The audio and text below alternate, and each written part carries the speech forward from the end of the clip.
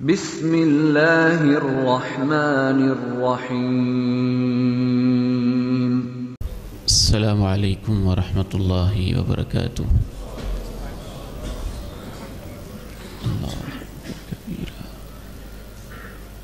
الحمد للہ رب العالمین،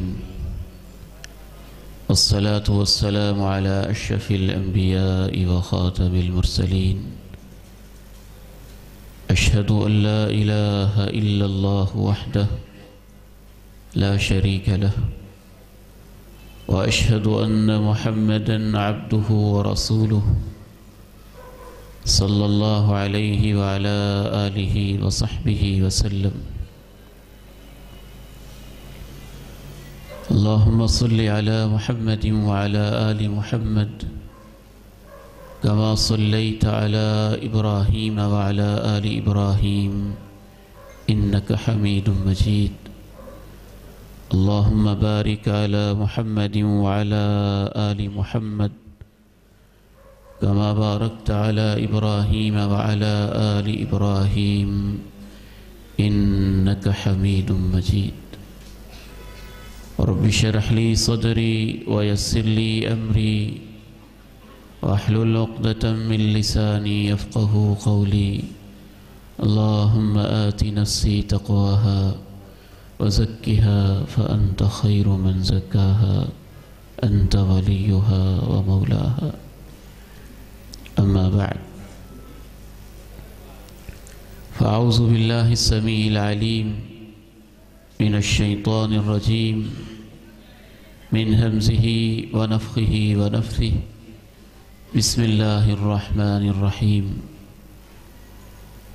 فأما من ثقلت موازينه فهو في عيشة راضية، وأما من خفت موازينه فأمه هاوية، وما أدراك ما هي نار حامية۔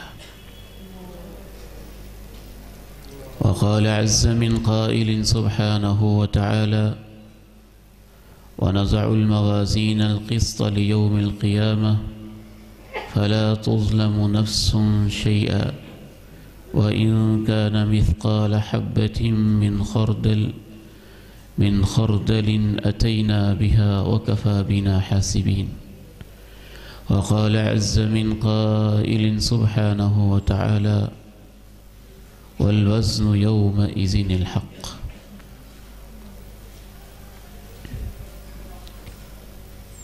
جب اعمال تولے جائیں گے، اس عنوان پر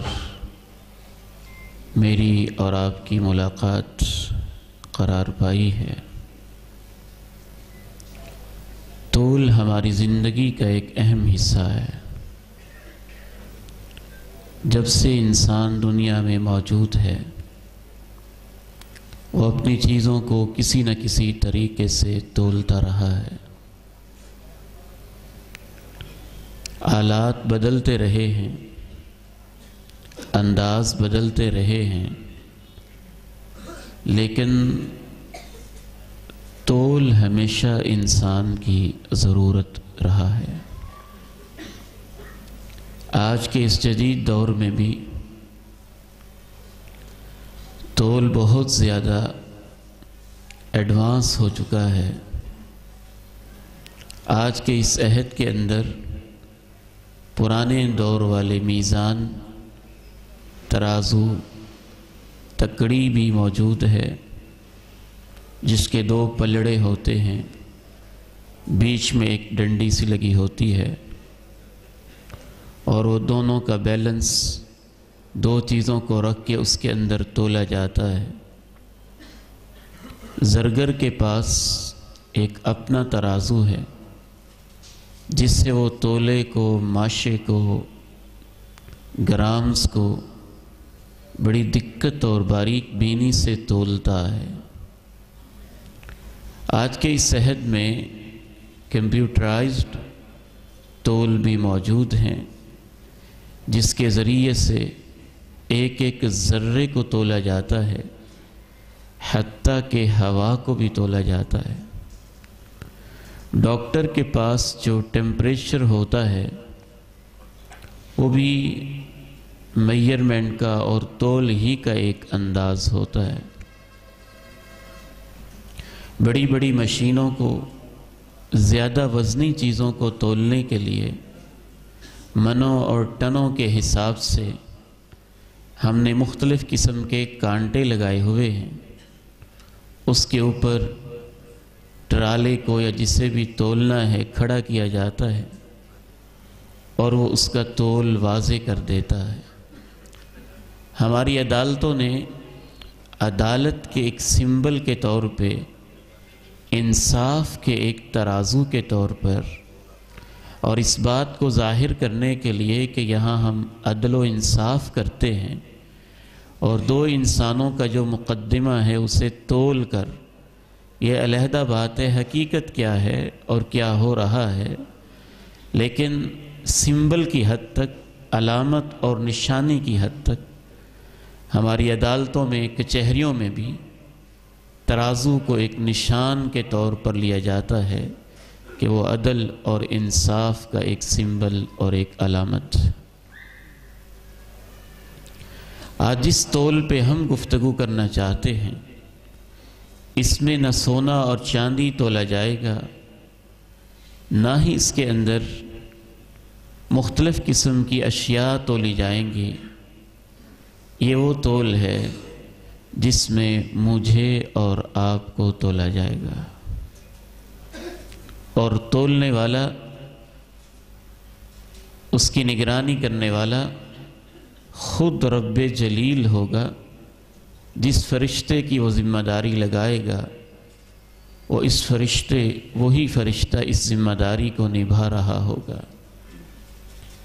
حضرت امام ابو اسحاق الزجاج رحمہ اللہ کہتے ہیں، اجمع علماء الاسلام على ان المیزان حق۔ امت کے تمام علماء کے اس بات پر اتفاق و اجماع ہے کہ قیامت کا تول برحق ہے، اس پر ایمان لانا ضروری ہے۔ وَأَنَّ لَهُ كِفَّتَيْن، اور اس کے دو پلڑے ہیں، وَلَهُ لِسَانٌ، اور اس کی ایک زبان بھی ہے۔ دیگر اہل علم میں امام بخاری رحمہ اللہ نے لکھا، وَأَنَّ أَعْمَالَ بَنِي آدَمَ وَقَوْلَهُمْ يُوزَنُ، اس میں انسانوں کے اعمال بھی تولے جائیں گے اور ان کے اقوال بھی تولے جائیں گے۔ وہ ایک تول ہوگا یا بہت سارے تول ہوں گے؟ قرآن مجید میں واحد کا لفظ بھی استعمال ہوا ہے اور جمع کا بھی استعمال ہوا ہے۔ اس لیے علماء میں اس مسئلے کے اندر اختلاف پایا جاتا ہے کہ قیامت کے دن جس ذریعے سے اللہ تعالیٰ نے اعمال کو تولنا ہے وہ ایک ہی ترازو ہے جس میں باری باری ہر ایک کو تولا جا رہا ہوگا، یا ہر انسان کا اپنا اپنا ایک ترازو اور میزان ہے؟ جب وہ آئے گا تو اس کا علیحدہ علیحدہ میزان کیا جائے گا۔ ایک رائے تو یہ ہے کہ وہ ایک ہی میزان ہے جس میں سب کو تولا جائے گا۔ دوسری رائے کہ ہر انسان کا اپنا میزان ہے۔ ایک تیسری رائے بھی ہے، نہ صرف یہ کہ ہر انسان کا اپنا میزان ہے، ہر چیپٹر کا اور زندگی کے اعمال کے مختلف میدانوں کا علیحدہ علیحدہ میزان ہے۔ نماز کا علیحدہ میزان ہے، زکوٰۃ کا علیحدہ میزان ہے، روزے کا علیحدہ میزان ہے، حج کا، دیگر اعمال کا علیحدہ میزان ہے۔ واللہ تعالی عالم۔ محسوس یوں ہوتا ہے کہ تول ایک ہی ہے اور وہ اتنا بڑا ہے۔ حضرت سلمان رضی اللہ تعالی عنہ فرماتے ہیں کہ اللہ نے جو قیامت کے دن تول اور میزان اور ترازو لگانا ہے، وہ ترازو ایسا ہے کہ اس کے دو پلڑے ہیں اور وہ اتنے وسیع ہیں۔ لو وضعت السماوات والارض فی کفۃ منها لوسعتهن، اگر ساتوں آسمان اور ساتوں زمینیں بھی اس کے ایک پلڑے میں رکھ دیے جائیں تو پھر بھی اس کا وہ پلڑا بھرے گا نہیں، اس میں مزید گنجائش موجود ہوگی۔ تو حضرت سلمان فارسی رضی اللہ تعالی عنہ کے اس قول سے یہ معلوم ہوتا ہے کہ وہ اللہ نے میزان قائم کرنا ہے۔ لفظ ہمیں سمجھانے کے لیے دنیا والا ہے، اس کی حقیقت ہم پہچان نہیں سکتے، ہم جان نہیں سکتے۔ آج سے 50 سال پہلے اگر کوئی شخص یہ کہتا کہ ایک میموری کارڈ ہوتا ہے جس میں ظاہر ہے ڈیٹے کو تول دیا جاتا ہے، یہ 1 GB کا ہے، یہ 1000 GB کا ہے، یہ اتنے GB کا ہے، تو ہمیں یہ بات سمجھ میں نہیں آنی تھی کہ آخر الفاظ کو کیسے تولا جاتا ہے، ویڈیو کو کیسے تولا جاتا ہے، آواز کو کیسے تولا جاتا ہے۔ لیکن آج کے انسان نے ظاہر ہے اس کا بھی ایک وزن طے کیا اور اس کے مطابق پھر میموری کارڈز بنائے اور مختلف قسم کا ڈیٹا رکھنے کے آلات، ذرائع اور چیزیں بنائیں۔ تو اس مثال سے ہم سمجھ سکتے ہیں کہ قیامت کے میزان کی کنہ تک پہنچنا، حقیقت تک پہنچنا، اس کی اصل شکل تک پہنچنا ہمارے بس میں نہیں ہے، ہماری استطاعت سے باہر ہے۔ البتہ اتنا ضرور ہے کہ وہ ہے بہت اہم اور اہم ترین زندگی کا اور قیامت کا حصہ، اتنا اہم کہ خود اللہ کے پیارے نبی علیہ الصلاۃ والسلام جب بھی بستر پہ لیٹتے تھے، کیا بات ہے اس پیغمبر کی صلی اللہ علیہ وسلم، مکہ کے در یتیم، آمنہ کے لال، دونوں جہانوں کے سردار، جن سے کبھی کوئی خطا اور گناہ نہیں ہوا ہے، اس کے باوجود آپ کے بارے میں آتا ہے کہ آپ جب بستر پہ لیٹتے بہت ساری دعائیں پڑھتے۔ وہ 40 کے قریب دعائیں ہیں جو آپ سوتے ہوئے پڑھتے۔ ان میں سے ایک دعا یہ بھی ہوتی تھی، وَثَقِّلْ مِيزَانِي، اے اللہ قیامت کے دن میزان میں میرا وزن زیادہ کر دینا۔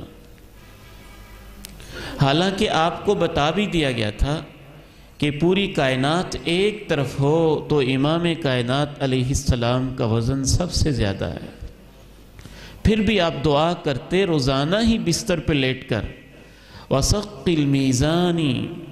کبھی کبھی میرا احساس یوں کہتا ہے جیسے آپ دن بھر کا احتساب کر رہے ہوتے، اے اللہ سپیدہ سحر سے لے کے غروب آفتاب تک، غروب آفتاب سے لے کے رات کے اس لمحے تک میں تیرا پیغمبر جو گھنٹے گزار چکا ہوں، جو دن گزار چکا ہوں، اے میرے مولا اس میں تجھ سے آج لیٹتے ہوئے بستر پہ یہ درخواست کرتا ہوں کہ اللہ میرے آج کے اعمال میں میری نیکیوں کا وزن زیادہ کر دیجیے۔ قیامت کے دن 3 موقع بڑے اہم ہوں گے جہاں کوئی کسی کو یاد نہیں کرے گا۔ ایک موقع پل صراط کا ہوگا جہاں کوئی کسی کو یاد نہیں کرے گا۔ ایک موقع نامہ اعمال کے نتائج، رزلٹ اور ہاتھوں میں دائیں یا بائیں ہاتھ میں ملنے کا ہوگا، اور تیسرا موقع میزان کا ہوگا جب اعمال کا اور انسانوں کا وزن کیا جا رہا ہو۔ جناب انس رضی اللہ تعالی عنہ نے رسول اللہ صلی اللہ علیہ وسلم سے پوچھا کہ قیامت کے دن آپ میری شفاعت کریں گے تو میں آپ کو کہاں تلاش کروں؟ آپ نے ارشاد فرمایا، اے انس پوری زندگی خدمت کی ہے نا؟ کہا انس تو مجھے تلاش کرنا 3 مواقع پہ، پل صراط پہ، میزان پہ، جب اعمال انسان تولے جا رہے ہوں گے اور جب نامہ اعمال تقسیم کیے جا رہے ہوں گے، ان مواقع پہ تو مجھے تلاش کرنا۔ امام مناوی رحمہ اللہ اس حدیث کی شرح میں لکھتے ہیں کہ ان مواقع پہ تلاش کرنے کا مطلب یہ ہے کہ انسان کو سب سے زیادہ گھبراہٹ ان 3 موقعوں پہ ہوگی. تو آپ نے اپنے خادم سے کہا ان 3 موقعوں پہ تو مجھے تلاش کرنا. یہ میزان اتنا اہم ہے کہ اس کی بنیاد پر پوری زندگی کے نتائج مرتب ہوں گے.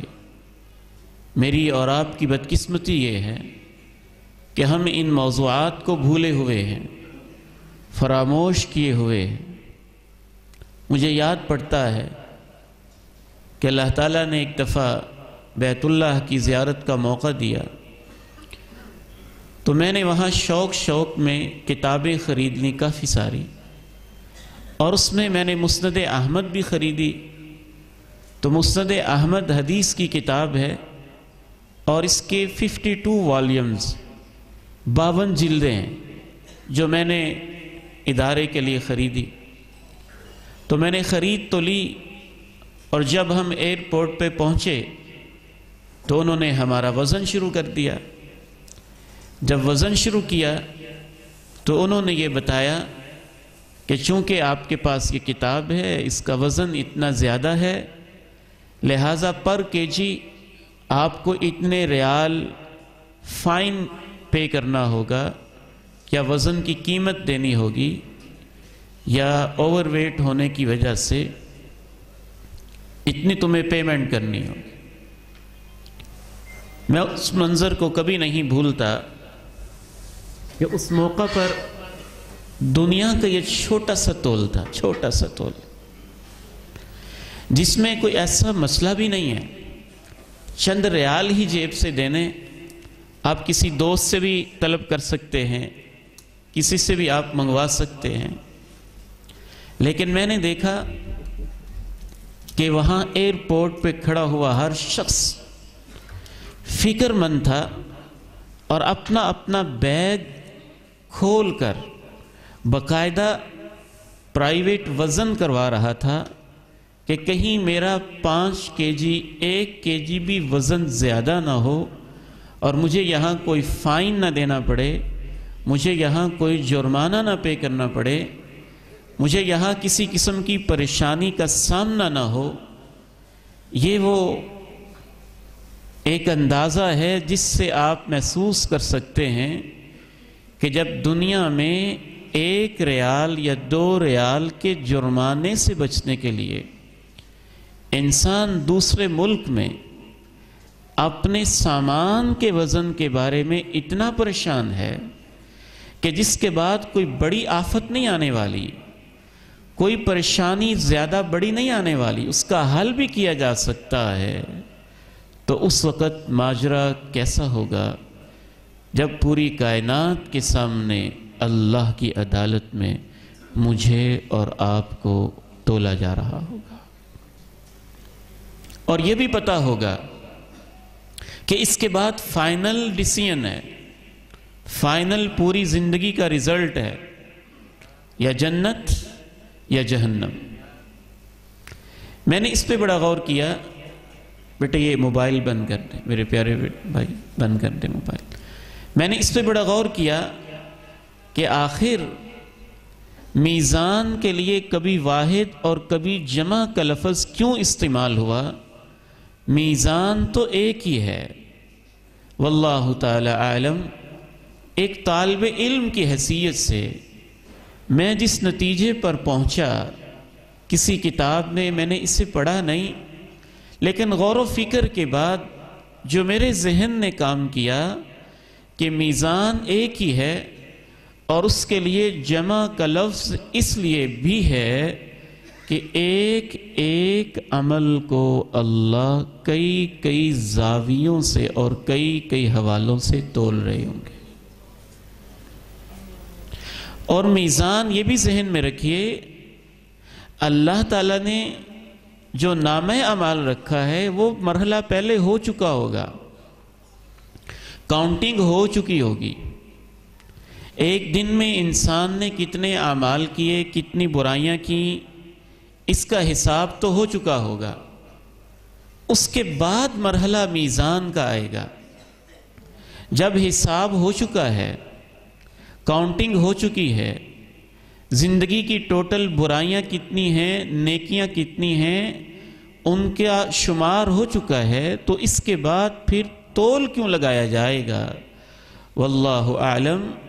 غور کرنے سے محسوس یوں ہوتا ہے کہ نامہ اعمال کے اندر کوانٹٹی ہوگی اور تول اور میزان کے اندر اعمال کی کوالٹی چیک کی جائے گی۔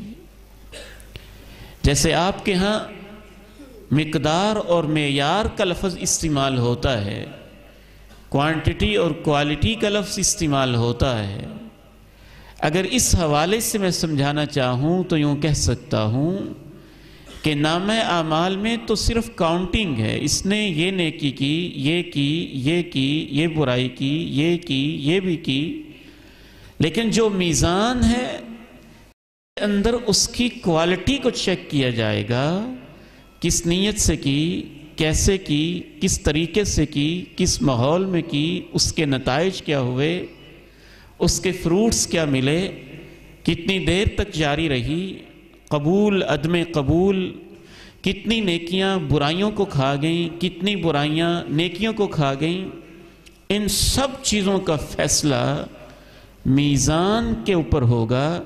اسی لیے اللہ نے قرآن مجید میں یہ کہا کہ میزان کے اندر جس کا وزن ہلکا پڑ جائے گا وہ دہتی ہوئی آگ دوزخ میں چلا جائے گا، اور جس کا وزن زیادہ ہو جائے گا میزان میں فَهُوَ فِي عِيشَةٍ رَاضِيَةٍ، وہ اپنی من پسند جی چاہی زندگی میں ہوگا۔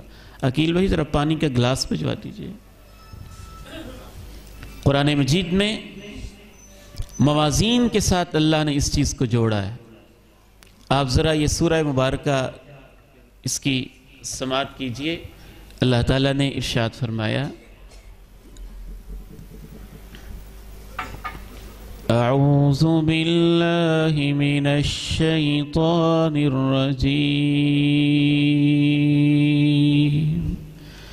بسم اللہ الرحمن الرحیم، القارعة ما القارعة وما أدراك ما القارعة يوم يكون الناس كالفراش المبثوث وتكون الجبال كالعهن المنفوش فأما من ثقلت موازينه فهو في عيشة راضية وأما من خفت موازينه فأمه هاوية وما أدراك ما هي نار حامیہ۔ وہ دستک دینے والی، تمہیں کیا خبر کہ وہ دستک دینے والی کیا ہے؟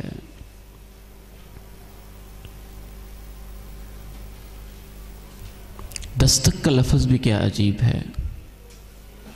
دروازے پہ کوئی دستک دے تو اندازہ ہوتا ہے کہ کوئی آیا کھڑا ہے۔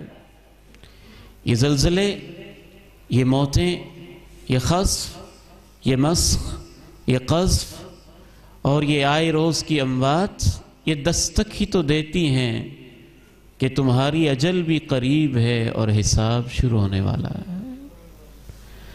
القارعة ما القارعة وما أدراك ما القارعة يوم يكون الناس كالفراش المبثوث وتكون الجبال كالعهن المنفوش۔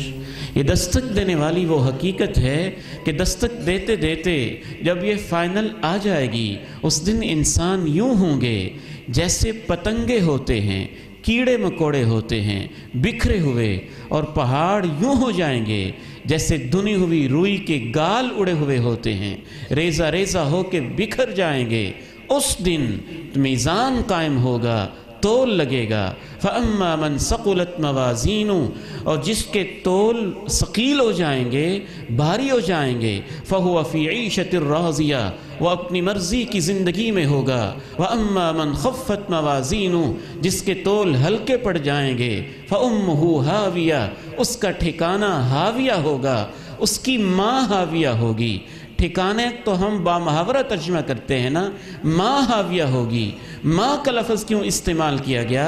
جس طرح بچے کے لیے ماں کا پیٹ ہوتا ہے، اس کا اوڑھنا ماں کا پیٹ، اس کا بچھونا ماں کا پیٹ، اس کی خوراک ماں کا پیٹ، اس کا سونا لیٹنا ماں کا پیٹ، اس کی موومنٹ ماں کا پیٹ، اس کا سب کچھ ماں کا پیٹ۔ فَأُمُّهُ هَاوِيَةٌ، جس کے تول وہاں نیکیوں کے ہلکے پڑ جائیں گے تو اس کی ماں ہاویہ ہوگی۔ وَمَا أَدْرَاكَ مَا هِيَ، تمہیں کیا خبر وہ ہاویہ کیا ہے؟ نَارٌ حَامِيَةٌ، دہتی ہوئی جہنم کی آگ ہے۔ تو اس تول پہ فیصلے ہونے ہیں۔ کیا کیا تولا جائے گا؟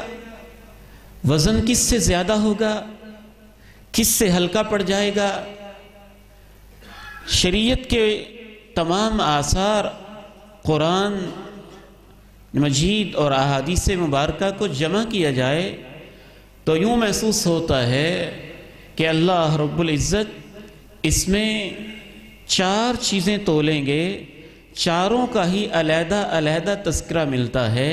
اللہ تعالیٰ اس میزان کے اندر انسان کی باتیں تولیں گے، کیا کرتا رہا، کیا لکھتا رہا، کیا بولتا رہا، پوری زندگی کے اندر کتنی باتیں اس نے کی۔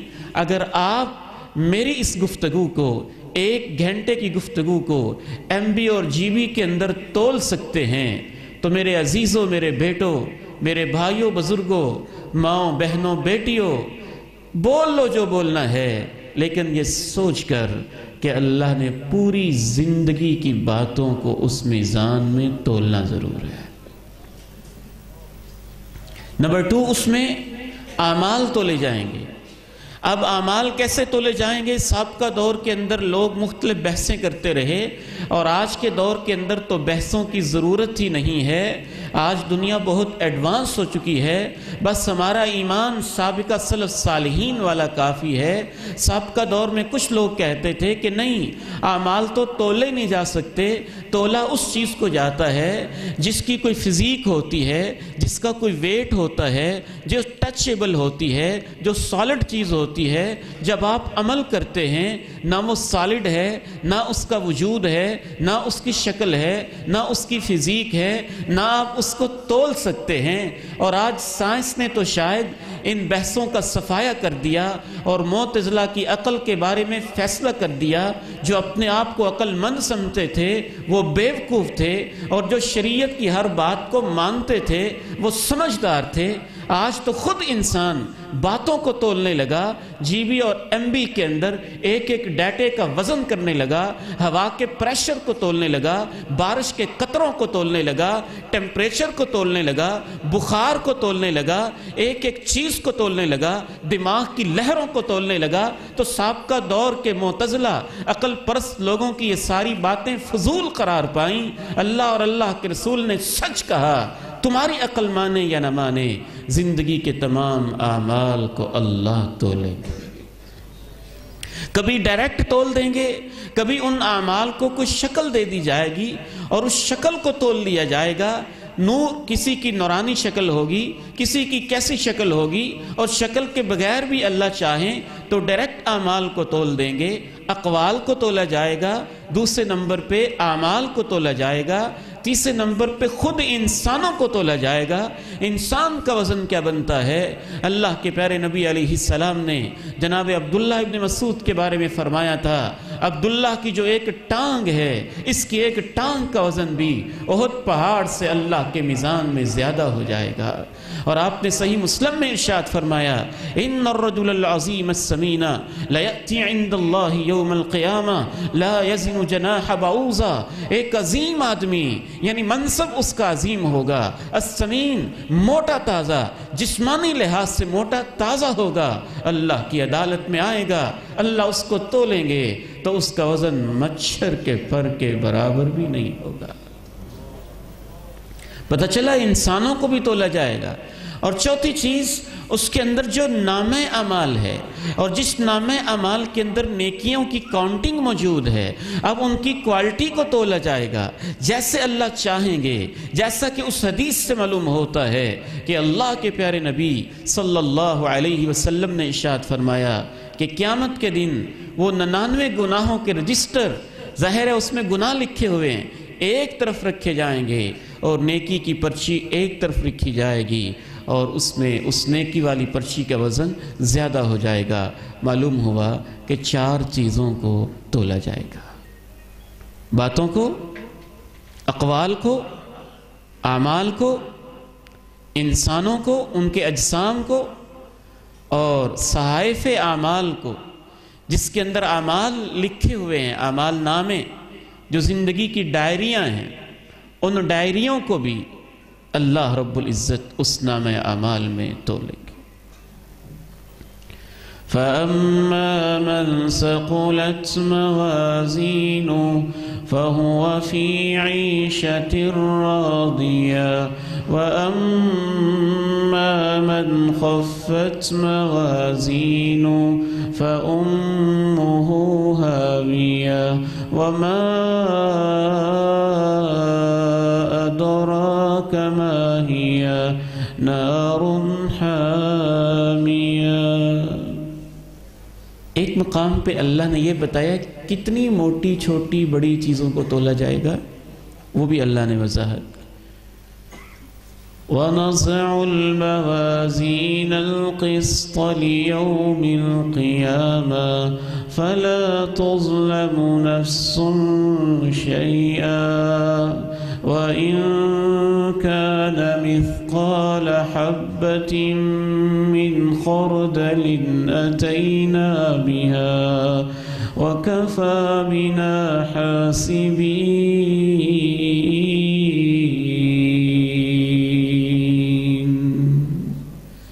اور ہم انصاف کے ترازو قائم کریں گے، کسی پہ کچھ ظلم نہیں کیا جائے گا۔ اگر رائی کے دانے کے برابر بھی کوئی عمل ہوگا تو اسے بھی ہم تولنے کے لیے لے آئیں گے، اور حساب لینا ہمارے اوپر بس ہے۔ پتہ چلا کہ ہر چیز کو تولا جائے گا۔ مجھے اور آپ کو فکر ہونی چاہیے، دارالاصلاح کے اس پلیٹ فارم کے اوپر اللہ ہمارے ان نوجوان بیٹوں، بھائیوں اور عزیزوں کی محنتیں قبول فرما لے۔ آپ جس محبت شوق کے ساتھ آئے ہیں، اللہ ہمیں واقعی جس مقصد کے لیے آئے ہیں اس مقصد پہ کہنے، سننے، بولنے، سب کو اللہ جتنے بھی کہنے، سننے، بولنے والے لوگ ہیں، حاضرین ہیں، سب کو عمل کی بھی توفیق عطا فرمائے۔ کن چیزوں سے وزن زیادہ ہوگا؟ آخر پوری زندگی کا نتیجہ ہے، زندگی کا رزلٹ ہے۔ میٹرک کے رزلٹ کی فکر ہے، ایف ایس سی کے نتیجے کی فکر ہے، بی ایس کے رزلٹ کی فکر ہے، ایم بی بی ایس کے رزلٹ کی فکر ہے، M Phil P H D کے رزلٹ کے بارے میں فکر مند ہیں، اور کوئی گناہ نہیں۔ لیکن گناہ یہ ہے کہ ان چیزوں کے بارے میں فکر مندی والا خود اپنے وزن کے بارے میں بے فکر ہو جائے کہ اللہ کے ہاں میرا وزن کیا بنتا ہے۔ سب سے زیادہ جس چیز کا اللہ کے میزان میں وزن ہے وہ کلمہ توحید لا الہ الا اللہ ہے۔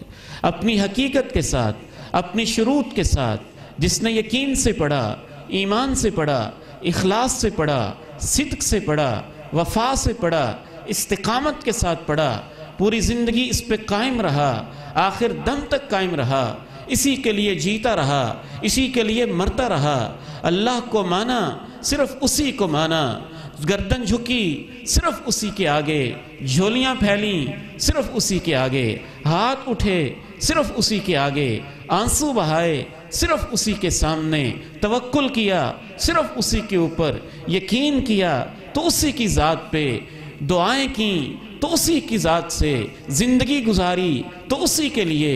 اس یقین و ایمان کے ساتھ جس شخص کے ترازو میں لا الہ الا اللہ ہوگا، اللہ نے اس کا وزن اتنا رکھا ہوا ہے، اس پہ محنت کی ضرورت ہے، اسے سمجھنے کی ضرورت ہے، اللہ کی ذات کو پانے کی ضرورت ہے، اللہ سے محبت کی ضرورت ہے، اللہ پہ آج یقین بنانے کی ضرورت ہے، اللہ کے ساتھ تعلق استوار کرنے کی ضرورت ہے، اور جیسے سلف صالحین نے تعلق قائم کیا تھا۔ میں تو حیران رہ جاتا ہوں، ان کا جینا بھی اللہ کے لیے، مرنا بھی اللہ کے لیے، اٹھنا بھی اللہ کے لیے، بیٹھنا بھی اللہ کے لیے، دو ٹکڑے ہوئے تو اللہ کے لیے، زخم سہے تو اللہ کے لیے، سب کچھ نشاور کیا تو اللہ کے لیے۔ وَمِنَ النَّاسِ مَن يَشْرِي نَفْسَهُ ابْتِغَاءَ مَرْضَاتِ اللَّهِ وَاللَّهُ رَءُوفٌ بِالْعِبَادِ۔ کچھ لوگ وہ ہیں جو اپنے آپ کو اللہ کے لیے کھپا دیتے ہیں اور اللہ ہی کے لیے اپنے آپ کو لگا دیتے ہیں۔ یہ لا الہ الا اللہ جس نے اس انداز سے کہا ہوگا، اس کا اتنا وزن ہوگا کہ جناب نوح نے اپنے بیٹے سے کہا تھا، بیٹا میں تجھے لا الہ الا اللہ کی خصوصی تلقین کرتا ہوں، اگر ساتوں آسمان اور ساتوں زمینیں ترازو کے ایک پلڑے میں رکھے جائیں، لا الہ الا اللہ کو دوسری طرف رکھا جائے تو لا الہ الا اللہ کا وزن زیادہ ہو جائے گا، بشرطے کہ اس کو ہم نے سمجھا ہو، اس پہ عمل کیا ہو، اس کو اپنی زندگی کا حصہ بنایا ہو۔ صحیح مسلم کی ایک حدیث ہے کہ قیامت کے قریب دجال کے فتنے سے پہلے اللہ کے کچھ بندے قسطنطینیہ کے علاقے میں ہوں گے، جو موجودہ ترکی ہے، اس علاقے میں ہوں گے۔ آپ نے یوں ارشاد فرمایا، ایک ایسا شہر ہوگا، اس کا ایک حصہ خشکی میں ہوگا، ایک حصہ تری کے اندر ہوگا، اور وہ اللہ کے نیک بندے اس کو فتح کرنے کی کوشش کر رہے ہوں گے، اور وہ علاقہ اور وہ قلعہ، اس کی دیواریں کھل نہیں رہی ہوں گی، فتح نہیں ہو رہا ہوگا، تو سب مل کے لا الہ الا اللہ پکاریں گے تو اس کی دیواریں اس کی تاثیر سے گر جائیں گی۔ یہ معمولی الفاظ نہیں، سب سے زیادہ وزن لا الہ الا اللہ کا ہے۔ لا الہ الا اللہ کے بعد، عقیدہ توحید کے بعد، اللہ کو ایک ماننے کے بعد، اللہ کے لیے اپنی زندگی گزارنے کے بعد، دوسرے نمبر پہ سب سے زیادہ وزن اخلاص کا ہے کہ انسان کے اعمال خالص اللہ کے لیے ہوں، اللہ ہی کی رضا کے لیے ہوں۔ میں اپنے نوجوان بیٹوں سے خصوصاً کہنا چاہتا ہوں، کیمرے کو ایک ضرورت کی حد تک محدود رکھیں، ایک حاجت کی حد تک محدود رکھیں۔ ٹھیک ہے، دین کی بات ہے، آپ آگے پہنچانا چاہتے ہیں تو اس کو کیمرے کی آنکھ میں محفوظ کر لیں۔ علماء نے اس کی کچھ گنجائش رکھی ہے دور حاضر کی مجبوریوں اور ضرورتوں کو دیکھتے ہوئے، لیکن یہ کہ آپ ہر چیز کو کیمرے کی آنکھ کے اندر ہی لیتے جائیں۔ آپ کے آنسو ہوں تو چاہیں کہ کیمرے میں آ جائیں، آپ کا طواف ہو تو آپ چاہیں کہ کیمرے میں آ جائے، آپ کا حج ہو تو آپ چاہیں کہ فیس بک پہ آ جائے، آپ کا عمرہ ہو تو آپ کہیں کہ یہ میرے واٹس ایپ کے گروپ میں شیئر ہو جائے، آپ کی دعائیں تہجدیں ہوں تو وہ بھی آپ چاہیں کہ وہ بھی پبلک فورم پہ آ جائے اور انسٹاگرام پہ اور یوٹیوب کے کسی چینل پہ آ جائے۔ سلف صالحین کہا کرتے تھے، نیک انسان وہ ہوتا ہے جو اپنی نیکیوں کو بھی ایسے چھپاتا ہے جیسے ایک مجرم اپنے گناہوں کو چھپاتا ہے۔ اخلاص کی بہت قیمت ہے، اللہ کے ہاں تو قیمت ہی اس کی ہے، وزن ہی اس کا ہے جس میں اخلاص پایا جاتا ہے۔ اب نام اعمال میں کاؤنٹنگ تو ہو گئی تھی، لیکن اخلاص کو چیک نہیں کیا گیا تھا کہ اس عمل کے اندر کتنا اخلاص ہے۔ وہ میزان پہ تولا جائے گا، اور میزان کے اندر سلف صالحین کہا کرتے تھے، رب عمل صغیر تعظمہ النیہ، بعض عمل چھوٹے چھوٹے ہوں گے، ان کے پیچھے اخلاص بہت ہوگا، اللہ ان اعمال کو بہت بڑا اور عظیم بنا دے گا۔ اور بعض عمل بڑے بڑے ہوں گے اور ان میں اخلاص نہیں ہوگا، تو اللہ ان بڑے بڑے اعمال کو چھوٹا اور گھٹیا بنا کے پیش کر دے گا۔ هل أتاك حديث الغاشية وجوه يومئذ خاشعة عاملة ناصبة تصلى نارا حامية تسقى من عين آنية ليس لهم طعام إلا من ضريع لا يسمن ولا يغني من جوع۔ کیا اس چھا جانے والی مصیبت کی خبر آپ کو ملی ہے جس دن بہت سے چہرے جھکے ہوں گے، تھکے ہارے ہوں گے، عمل کر کر کے تھک چکے ہوں گے، لیکن دہتی ہوئی دوزخ میں ان کو جھونک دیا جائے گا اور ان کو کانٹے دار کھانا پیش کیا جائے گا جو ان کی بھوک مٹانے کے کوئی کام نہیں آئے گا۔ اس کی ایک وجہ بھی اخلاص سے عاری ہونا ہے۔ سلف صالحین کہتے تھے مسئلہ یہ نہیں ہے کہ آپ کتنے اعمال کرتے ہیں، مسئلہ یہ ہے کہ ان میں کتنا اخلاص ہوتا ہے اور کتنے قبول ہوتے ہیں۔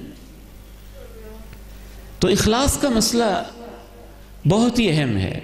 شیخ الاسلام امام ابن تیمیہ رحمہ اللہ نے بڑی پتے کی بات لکھی ہے کہ وہ عورت جس نے جاتے ہوئے کتے کو چند قطرے پانی پلائے تھے اور اس کی وجہ سے اللہ نے اس کی زندگی کے گناہوں کو معاف کر دیا تھا، اس کی صرف واحد وجہ پانی پلانا نہیں تھا، جس اخلاص کے ساتھ اس نے پلائے، جب دنیا کی کوئی آنکھ نہیں دیکھتی تھی، صرف رب اسے دیکھتا تھا، اس کتے کو پلائے جس سے اسے کوئی مفاد نہیں تھا۔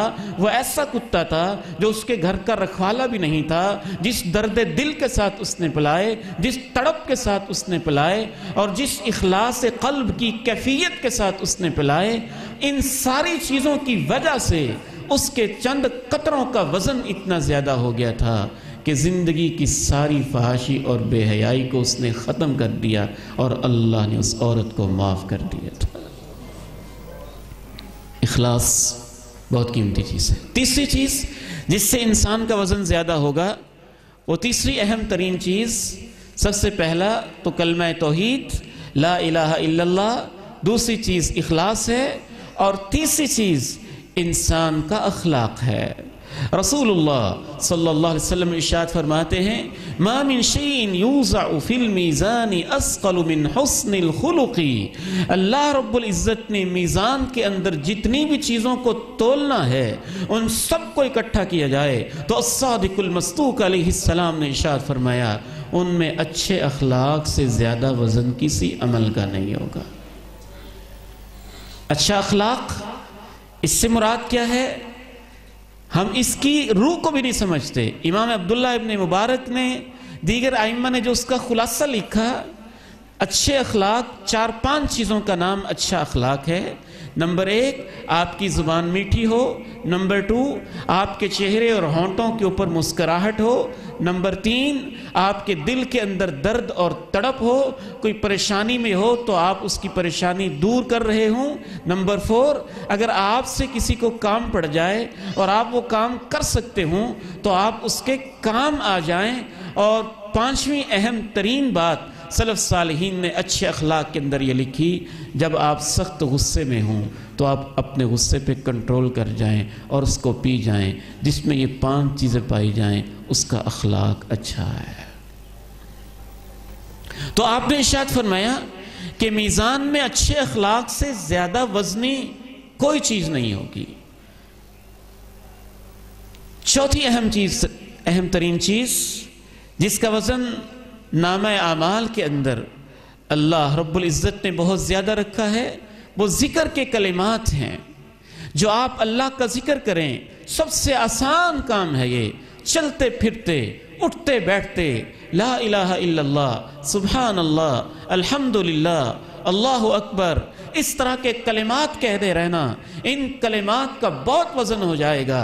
آپ علیہ السلام نے ارشاد فرمایا کلمتانی خفیفتانی علی اللسانی ثقیلتانی فی المیزانی، آپ نے ارشاد فرمایا دو کلمے ایسے ہیں، حبیبتانی الی الرحمانی، رحمان کو بڑے پیارے ہیں، خفیفتانی علی اللسانی، بولنے میں ہلکے پھلکے ہیں، ثقیلتانی فی المیزانی، لیکن میزان میں ان کا وزن بہت بھاری ہے، سبحان اللہ و بحمدہ سبحان اللہ العظیم، سبحان اللہ و بحمدہ سبحان اللہ العظیم، سبحان اللہ و بحمدہ سبحان اللہ العظیم۔ جس سے آپ کو محبت ہوتی ہے آپ اس کے تذکرے کرتے ہیں، آپ اس کا نام لیتے ہیں، آپ اس کے چرچرے کرتے ہیں، بہانے کسی نہ کسی ذریعے سے بیچ میں آپ اس کو لے آتے ہیں جس کے دل میں اللہ کا پیار ہوتا ہے، اللہ کی محبت ہوتی ہے، وہ اپنے رب کو یاد کیا کرتا ہے، اور جب بندہ اپنے رب کو یاد کرتا ہے تو اللہ عرش مولا پہ مستوی ہو کے اپنے بندے کو یاد کرتا ہے۔ پانچویں چیز جس کا وزن اس میزان کے اندر بہت ہی زیادہ ہے وہ صبر ہے۔ صبر، مشکلوں میں صبر، پریشانیوں میں صبر، لاشیں اٹھا کے صبر، جنازے دیکھ کے صبر، جوان بیٹے کی میت کو کندھا دے کے صبر، بیماریوں میں صبر، پریشانیوں میں صبر، مصیبتوں میں صبر، الجھنوں میں صبر، گناہ سے بچنے کے لیے صبر، نیکی کا کام کرنے کے لیے صبر، مصائب اور پریشانیوں اور مشکلات کے اوپر صبر۔ آپ علیہ السلام نے ارشاد فرمایا بخین بخین، واہ واہ واہ، کیا بات ہے، ما اسقلہن فی المیزانی، ان اعمال کا وزن کتنا ہی زیادہ ہے۔ اور اس میں آپ نے ایک یہ عمل بھی بتایا کہ وہ شخص جس کا بیٹا فوت ہو جائے، جس کی اولاد فوت ہو جائے اور وہ اس پہ صبر کر جائے، اللہ نے اس کا کتنا ہی وزن رکھا ہوا ہے۔ صبر کی تکلیف بھی اور غموں کی تکلیف بھی بہت زیادہ ہوتی ہے، اس کا اجر بھی اللہ نے بہت زیادہ رکھا ہوا ہے۔ چھٹی چیز بیان کر کے گفتگو کے آخری حصے کی طرف بڑھتے ہیں۔ چھٹی چیز جس کا وزن نامہ اعمال کے اندر بہت زیادہ ہے، میزان میں بہت زیادہ ہے، وہ اللہ کا شکر ادا کرنا ہے، اللہ کی نعمتوں پہ غور کرنا۔ میرے مولا، میں تو کچھ نہ تھا، تو نے مجھے پانی کے قطرے سے یہ وجود بخشا، انگلیاں بنائیں، پورے بنائے، تھمب امپریشن بنائیں، آنکھیں بنائیں، پلکیں بنائیں، بھویں لگائیں، سیاہیاں لگائیں، سفیدیاں لگائیں، 1,30,00,000 لائٹ ریسپٹرز لگائے، دماغ دیا، بال دیے، چہرہ دیا، رخسار دیے، ہونٹ دیے، دان دیے، ہاتھ دیے، ان کے ایکشنز دیے، پاؤں دیے، قدموں کی آہٹیں دیں، آنکھیں دیں، جنبش دی، زبان بھی، قوت گویائی دی۔ اے اللہ، تو نے میرے اوپر اتنے احسان کیے ہیں، زمین تو نے میرے لیے بچھائی، آسمان کی چھت میرے لیے تان کے کھڑی کی، سورج کو میرے لیے تو نے نکالا، چاند کو میرے لیے تو نے طلوع کیا، ماں باپ کی نعمت مجھے تو نے دی، دین کی نعمت مجھے تو نے دی۔ ان سب چیزوں کو سوچ کے جو ایک دفعہ صدق کے دل سے الحمدللہ کہہ دیتا ہے، صحیح مسلم کی حدیث میں آپ ارشاد فرماتے ہیں الحمدللہ تملأ المیزان، اس کے الحمدللہ سے وہ میزان بھر جاتا ہے۔ کچھ ایسی چیزیں ہیں جن سے وزن انسان کا کم ہو جاتا ہے، کمی ہو جاتی، بالکل ایسے جیسے آپ دو پیرالل چیزوں کو ڈالیں تو ادھر چیز ڈالے زیادہ وزنی تو ادھر وزن زیادہ ہو گیا، ادھر ڈالا تو ادھر وزن زیادہ ہو گیا۔ نیکیوں اور برائیوں کا آپس میں یوں مقابلہ جاری رہتا ہے، ایک طرف نیکیاں ہیں، ایک طرف برائیاں ہیں، ادھر نیکی ڈالی وزن زیادہ ہو گیا، ادھر سے کوئی برائی آئی اور اس کا وزن زیادہ ہو گیا، پھر کوئی نیکی آئی ادھر وزن زیادہ ہو گیا، پھر کوئی برائی آئی ادھر وزن زیادہ ہو گیا۔ ایسے نیکیوں اور برائیوں کی آپس میں ایک پورے کا پورا سلسلہ تول کے اندر یہ جاری رہتا ہے، اور جس سے وزن انسان کا کم ہو جاتا ہے، اتنا کم ہو جاتا ہے کہ بعض دفعہ اس کا ذرہ برابر بھی وزن نہیں رہتا، اس میں سر فہرست سب سے بری چیز اور سب سے خطرناک چیز اللہ کے ساتھ شرک کرنا ہے۔ در در کی ٹھوکریں کھانا، کبھی ادھر کی کبھی ادھر کی، منتیں، نظریں، نیازیں، چڑھاوے اللہ کے علاوہ اور کے لیے مختص کر دینا، یہ وہ چیز ہے۔ میں حیران ہوتا ہوں آج امت شرک کے اندر اتنی مبتلا ہو چکی ہے۔ ہم تو روتے تھے کہ لوگ گائے کو پوجتے ہیں اور گائے کو مقدس اور متبرک سمجھتے ہیں، اس امت کو دیکھ دیکھ کے رونا آتا ہے کہ اس امت کے بعض لوگوں نے تو گھوڑے کی پوجا اور پرست شروع کر دی اور اس کو متبرک سمجھنے لگے، اس کو ہاتھ لگانے سے سمجھنے لگے کہ اولاد ملنے لگے گی۔ یہ بھی اگر شرک نہیں ہے تو پھر اور شرک کس کو کہا جاتا ہے؟ کوئی گائے کو پوجے تو وہ شرک ہے، گھوڑے کو متبرک سمجھے اور اس کو پوجا جائے تو اس سے آپ شرک کیوں نہیں سمجھتے ہیں؟ اگر کوئی بت کو کھڑا کر کے پوجے تو یہ آپ کے نزدیک شرک ہے، اور اگر کوئی بت کو لٹا کے پوجے تو یہ آپ کے نزدیک شرک کیوں نہیں ہے؟ شرک وہ خطرناک ترین چیز ہے جس کے نام اعمال کے اندر شرک آ جاتا ہے۔ اللہ نے تو 17 انبیاء کرام کے نام لے کے کہا اگر وہ بھی شرک کرتے تو ان کی زندگی کے اعمال ضائع اور برباد ہو جاتے۔ شرک، کفر، ارتداد۔ دوسری چیز اللہ کے پیغمبر کی سنت کی مخالفت اور دین کے اندر اپنی طرف سے چیزیں ایجاد کرنا، بدعات کو ایجاد کرنا، دین کو ناقص سمجھنا۔ یہ ایسی چیز ہے کہ بعض دفعہ اللہ کے پیارے نبی علیہ السلام نے ارشاد فرمایا اور آپ کی حدیث سے معلوم ہوتا ہے، جو دین کو بازیچہ اطفال سمجھتا ہے اور اپنے بائیں ہاتھ کا کھیل سمجھتا ہے، جو چاہا داخل کر دیا، جو چاہا نکال دیا، جو چاہا ایڈ کر دیا، جو چاہا مائنس کر دیا، جس کی یہ سوچ ہوتی ہے اللہ اس کی کوئی فرضی اور کوئی نفلی عبادت قبول نہیں فرماتا ہے۔ تیسری چیز جس سے انسان کا وزن کم ہو جاتا ہے وہ اللہ کے بندوں کے بارے میں غلط سلط باتیں ہیں۔ جس طرح اچھی باتوں کا وزن بہت زیادہ ہے، اس طرح بری باتوں کا وزن بہت زیادہ ہے برائی والے پلڑے میں، اور اس سے نیکیوں کا پلڑا اوپر اٹھ جاتا ہے، برائیوں کا پلڑا نیچے جھک جاتا ہے۔ خصوصاً اگر آپ کسی کی عزت کے بارے میں پوسٹ لگا دی، حکمران کے بارے میں لگا دی، سیاستدان کے بارے میں لگا دی، کونسلر کے بارے میں لگا دی، بہو کے بارے میں لگا دی، بیٹی کے بارے میں لگا دی، ماں کے بارے میں لگا دی۔ آج کے نوجوان کے اخلاق کو دیکھ دیکھ کے حیران ہوتا ہوں۔ نوجوان تو نوجوان تھا، دین کے طلبہ کو دیکھ کے سر شرم سے جھک جاتے ہیں۔ فیس بک کے یہ پیجز جو آپ کے موبائل کے اندر بنے ہوئے ہیں اور واٹس ایپ کی وہ چیٹنگ جو آپ کے موبائل کے ڈیٹے کے اندر سیو ہے، اور آپ کے یوٹیوب کے وہ چینل جو آپ کے موبائل کے اندر زہر سے بھرے ہوئے ہیں، جو آپ ایک بندے کو دیتے ہوئے پچھتاتے ہیں، اللہ پہ یقین اور ایمان رکھیں۔ رب ذوالجلال کی قسم اٹھا کے کہتا ہوں اللہ کی عدالت میں تو یہ سب کچھ تولا جائے گا۔ کیا ہم نے دین کو ایسا مذاق بنایا؟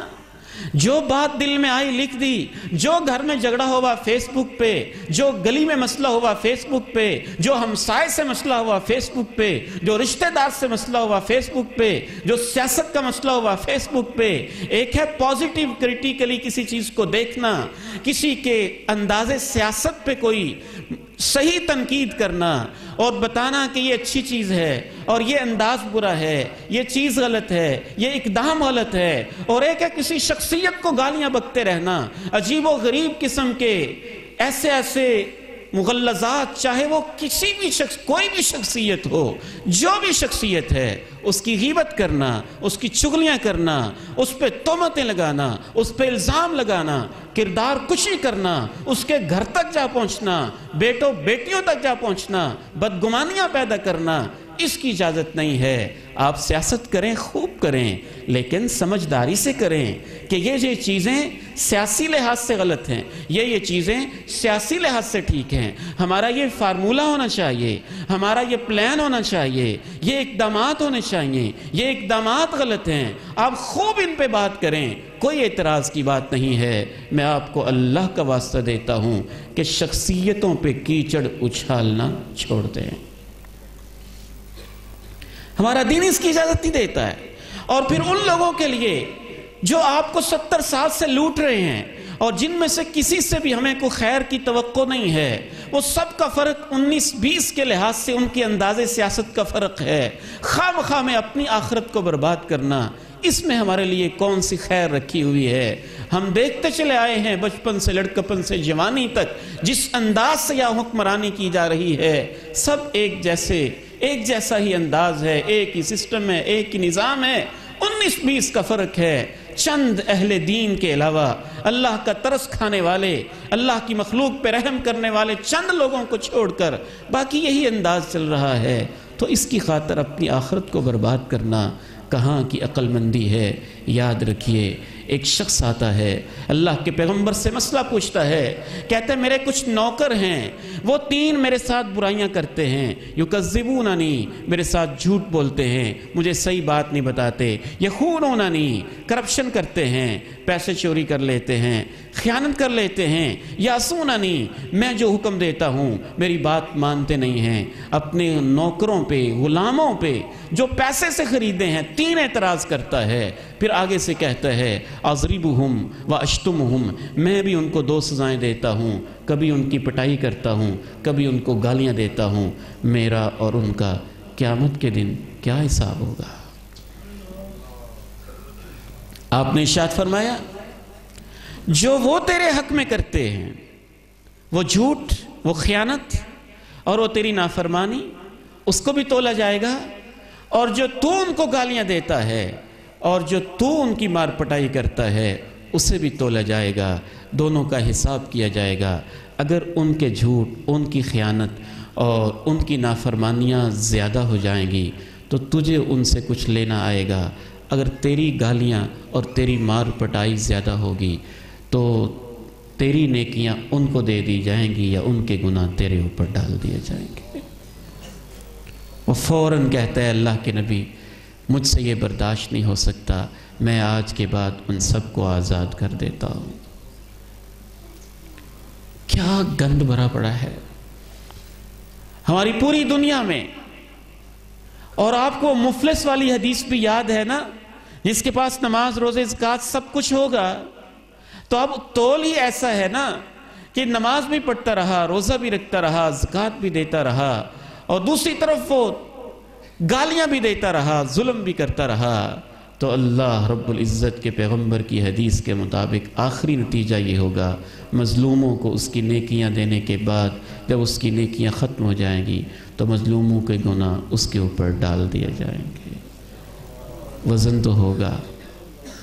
آخری بات عرض کر کے اجازت چاہتا ہوں، وزن کو کم کرنے والی چیز، ایک خطرناک ترین چیز اللہ کے بندوں پہ ظلم ہے، ظلم۔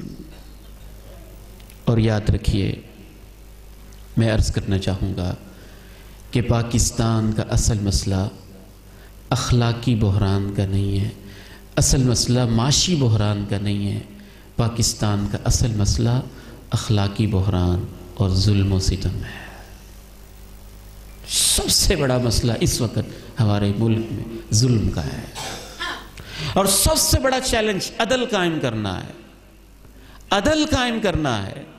حضرت عمر بن عبدالعزیز کے پاس ان کے علاقے کا ایک شخص پیغام بھیجتا ہے کہ آپ کی پوری خلافت کے اندر ہر جگہ فراوانی ہے، رزق کی برکت ہے، لینے والے ہیں، دینے والے ہیں، لینے والا کوئی نہیں ہے، میرے علاقے کے اندر معاشی بحران، بڑی تکلیفیں ہیں، میں آپ کا گورنر ہوں آپ کے علاقے کا، آپ سے درخواست کرتا ہوں میرے پاس کچھ اموال بھیج دیں بیت المال میں سے تاکہ میرے علاقے کی صورتحال بہتر ہو جائے۔ جناب عمر بن عبدالعزیز رحمہ اللہ نے کہا جو کچھ تم نے لکھا ہے میں نے پڑھ بھی لیا ہے، میں نے سمجھ بھی لیا ہے، لیکن بیت المال میں سے میں تمہیں ایک پائی بھی نہیں بھیجوں گا۔ اگر تم اپنے علاقے کے اندر فراوانی چاہتے ہو تو اپنے قلعے کو عدل و انصاف کے ساتھ محفوظ کر لو اور اپنی گلیوں سے ظلم و ستم کو ختم کر دو، اللہ برکتیں ڈال دے گا۔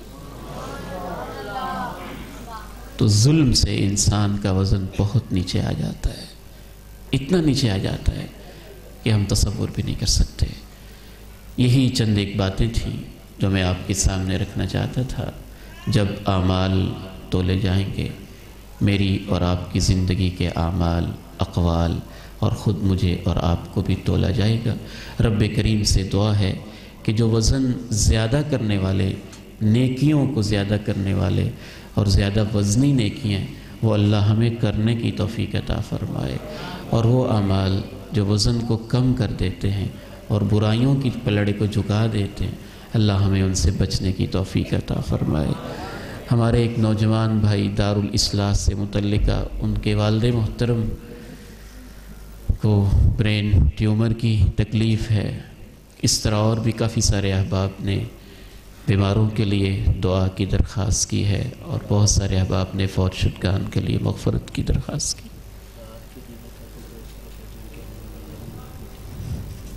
جی صالح اولاد کے لیے بھی اللہ سے دعا فرما دے. اس لائٹ کو بند کر دے. یا ربی لک، باقی لائٹیں اور رہنے دے، صرف یہ کیمرے والی اٹھ کر.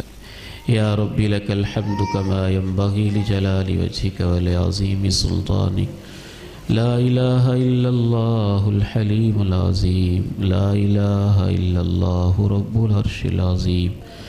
لا الہ الا اللہ رب السماوات ورب الارض ورب العرش الکریم.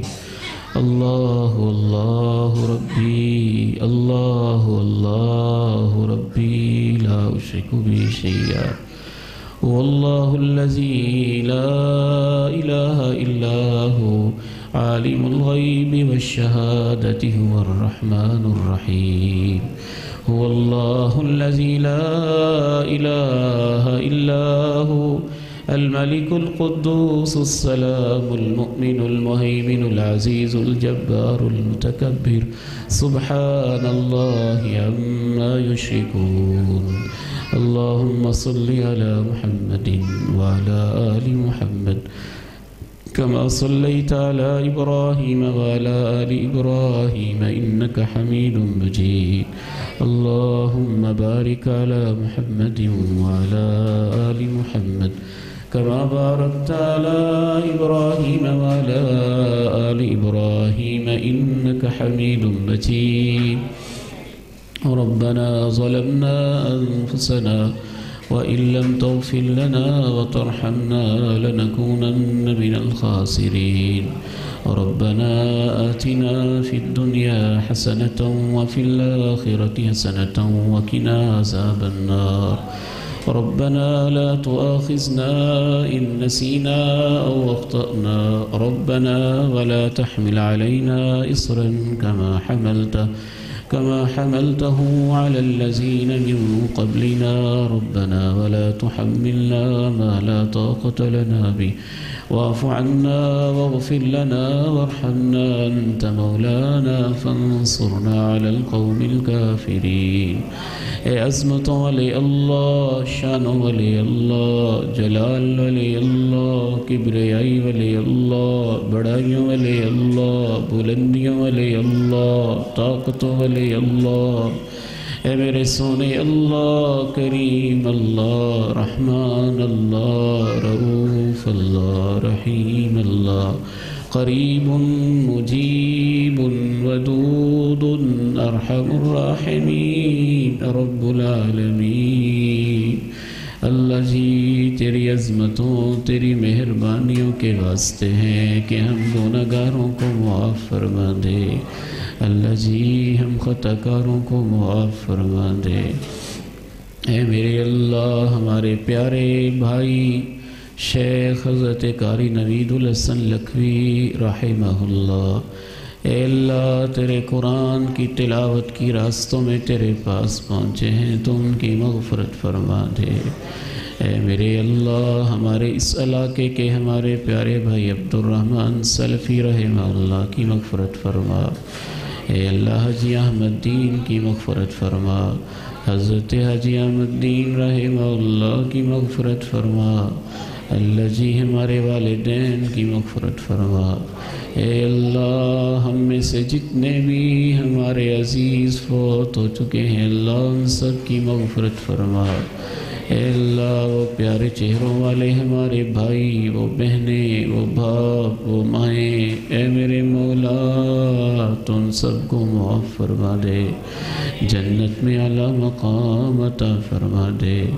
اللہ جی تیری عزت تیرے جلال کی قسم ہے، جب تیرے سامنے زندگی کا حساب دینا اس کا خیال آتا ہے، میزان کا تذکرہ ہوتا ہے، اللہ ہمیں بڑا ڈر لگتا ہے، کیونکہ ہم کمزور گناہگار ہیں۔ اللہ ہمارے ساتھ رحمت والا معاملہ فرما دے، آسانی والا معاملہ فرما دے۔ اللہم فک رہانی وثقل میزانی، اللہم فک رہانی وثقل میزانی، فک رہانی وثقل میزانی، اللہم ثقل موازیننا، اللہم ثقل موازیننا۔ اے مولا کریم، ہمارے ایک پیارے محترم بھائی کے والد محترم برین ٹیومر مبتلا ہے، انہیں شفا عطا فرما۔ ایک اور بزرگ بیمار ہے، انہیں شفا عطا فرما۔ اے میرے اللہ، اے اللہ، تیرے دین کو سننے کے لیے، قرآن و سنت کے لیے تیرے یہ بندے، تیرے بندیاں، اے اللہ اس میدان، اس ہال میں جمع ہیں، ان میں سے جو بھی بیمار ہے اسے شفا عطا فرما، عافیت عطا فرما۔ اللہ جی، بیماریوں کا مقابلہ ہمارے بس کی بات نہیں ہے، اللہ ہمیں بیماریوں سے محفوظ فرما، ہمیں شفا والی زندگی عطا فرما، عافیت والی زندگی عطا فرما۔ اے میرے مولا، جو بے اولاد ہیں ان کو صالح اولاد عطا فرما۔ اے اللہ، ہم نے بڑی بہنیں ان کو روتے دیکھا ہے، اے اللہ ان کے گھر اجڑتے دیکھا ہے اولاد نہ ہونے کی وجہ سے۔ میرے اللہ، تیرے خزانوں میں کیا کمی ہے، تیرے خزانوں میں کیا کمی ہے، تیرے خزانوں میں کوئی کمی نہیں۔ مریم کو اولاد دینے والے اللہ، زکریا کو بڑھاپے میں بیٹا دینے والے اللہ، آدم کو بغیر ماں باپ کے پیدا کر دینے والے اللہ، تیری قدرتوں کے واسطے ہیں، تیری رحمتوں کے واسطے اور وسیلے ہیں کہ میرے مولا ہماری ان بہنوں کو صالح اولاد عطا فرما، ہمارے ان بھائیوں کو صالح اولاد عطا فرما۔ اے اللہ جی، تجھ سے ایک خاص دعا کرنا چاہتے ہیں۔ اللہ، اے میرے اللہ، اے میرے اللہ، اے میرے اللہ، اے میرے اللہ، ہم اندر سے بڑے ٹوٹے ہوئے، بکھرے ہوئے، مضطرب، پریشان لوگ ہیں۔ اے اللہ، تیرے نبی کی امت کے حالات دیکھ کے بڑا غم سا لگا رہتا ہے۔ اے میرے اللہ، اے میرے اللہ، اے میرے اللہ، اے میرے اللہ، امت کے یہ جو نوجوان ہیں تو ان کے دلوں میں دین کی محبت پیدا فرما۔ اللہ جی، تیرے نبی کی امت کے یہ بیٹے اور بیٹیاں کن راہوں پہ جا رہے ہیں، ہمیں دیکھ دیکھ کے بڑا دکھ ہوتا ہے۔ اللہ ان کو دین کی طرف واپس لے آ، ایمان کی طرف واپس لے آ، مساجد کی طرف واپس لے آ، قرآن و سنت کی طرف واپس لے آ۔ اے اللہ، ہم اپنے ان بیٹوں بیٹیوں کو وہی دعا دیتے ہیں جو تیرے پیارے نبی نے امت کے ایک نوجوان کو دی تھی۔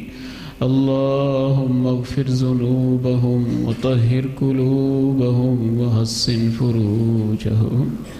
اے اللہ، ہم بیٹوں والے ہیں، ہم بیٹیوں والے ہیں، تیرے دین سے تھوڑی بہت محبت کرنے والے ہیں۔ اللہ، یہ موبائل انٹرنیٹ کے فتنے، ان سے بچانا ہمارے بس میں نہیں رہا، اللہ ہمارے بس میں نہیں رہا۔ اللہ، تو ہماری اولادوں کی حفاظت فرما، تو ہماری اولادوں کی حفاظت فرما۔ اللہ، ان کو شرم و حیا والا بنا، عفت اور پاکیزگی والا بنا۔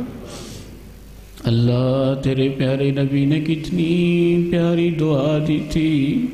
اللہ، ہم اپنے ان بیٹوں بیٹیوں کو دعا دیتے ہیں، تو قبول فرما۔ اللہم اغفر ذنوبہم، اللہ ان سے جو گناہ ہو گئے ہیں تو ان کو معاف فرما دے۔ وحسن فروجہم، اللہ تو ان کی عزتوں کی حفاظت فرما لے۔ وطہر قلوبہم، اللہ تو ان کے دلوں کو پاک صاف فرما دے۔ اللہم اغفر ذنوبہم وطہر قلوبہم وحسن فروجہم۔ اللہ، اے میرے اللہ، چالیں کفر کی بڑی تیز ہیں، سازشیں گہری ہیں۔ اے اللہ، جنہوں نے دین کا کام کرنا تھا وہ لمبی تان کے سوئے پڑے ہیں۔ تیرے نبی کی امت ہے میرے مولا، اے میرے مولا، اے میرے مولا، تو دیکھ لینا ہمارے ساتھ کیا کچھ ہو رہا ہے، تو بہتر جانتا ہے۔ اے اللہ، اے میرے اللہ، اے میرے اللہ، اے میرے اللہ، اے میرے سونے اللہ، تو ہمارا ساتھی بن جا، تو ہماری مدد فرما دے۔ اللہ، ہمارے پلے کچھ نہیں ہے، بس ایک شوق ضرور ہے کہ زندگی میں تیرے دین کا کچھ تو ہم کر جائیں، اپنی ہمت کے مطابق کو حصہ ڈال جائے۔ اے میرے مولا، ہمیں اس میں اخلاص عطا فرما دے، اسباب عطا فرما دے، وسائل عطا فرما دے، افراد عطا فرما دے۔ اللہ، یہ دارالاسلام کے نوجوان بیٹے اور بھائی، اللہ ان کی محنتیں قبول فرما لے، ان کی زندگیوں میں برکتیں عطا فرما دے، ان کو سلامتی، ایمان، عافیت عطا فرما دے۔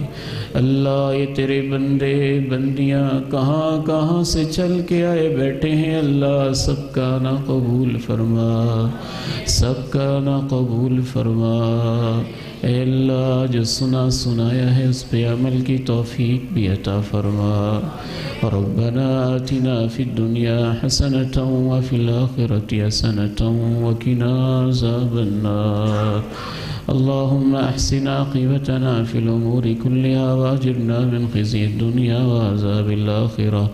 ربنا هب لنا من أزواجنا وذرياتنا قرة أعين واجعلنا للمتقين إماما۔ اے اللہ، ہمارے ملک کی حفاظت فرما، پاکستان کی حفاظت فرما، پاکستان کی حفاظت فرما، پاکستان کی حفاظت فرما، عالم اسلام کی حفاظت فرما۔ ربنا تقبل منا انك انت السميع العليم وتب علينا انك انت التواب الرحيم، وصلى الله تعالى على خير خلقه محمد وعلى آله وصحبه اجمعين، آمين برحمتك يا ارحم الراحمين، آمين برحمتك يا ارحم الراحمين۔